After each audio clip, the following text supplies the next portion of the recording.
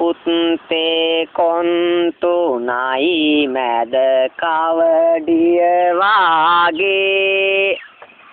ඇත්තේ එක හිලයි ගෙම්බගේ කට වාගේ උකන කලට අයියෝ කැඳ හැලිය වගේ එහෙම තියෙද්දිත් හුත්තිගේ තියෙන අගේ නෙල්ලි ගැටය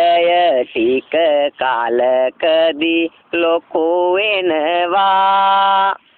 කෙල්ල පොඩි උනත් තන් දෙක නැලවෙනවා කොටියා සැර උනත් පැටියට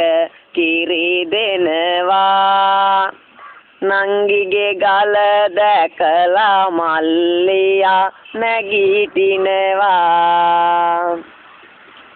උකාලා ඉස්සලා බුවැල හොරු කපාලා ඒක තිබුණේ ගෙයි වහලෙට හිටෝලා මිදුල උඩින් යන හුත්තිගේ පුතාලා සෝමගේ අයියා උගේ අම්මට හුකාලා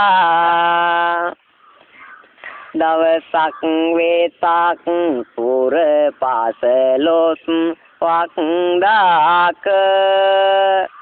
තෙල් මල් රැගෙන මම පන්සල් ගිය දාක බෑ බෑ කියත් දිත් දාගෙන බුදුගේක සීලය රකින්න හිමිතෝ මට හිකුසේක තටු ගහලයි වලි කුකුලන් හඬලන්නේ පටවාලයි බඩු පිට රට ගෙනියන්නේ මට හිතුනොත් පමණයි මම සපයන්නේ තොට හුකලයි අද මෙතනින් මම යන්නේ නංගියේ පොඩ්ඩක් මෙහෙ එන්න ජංගිය පොඩ්ඩක් ගලවන්න පුංචිම කාලෙදි දැක්කට පස්සේ දැක්කෙම නෑ කැවුම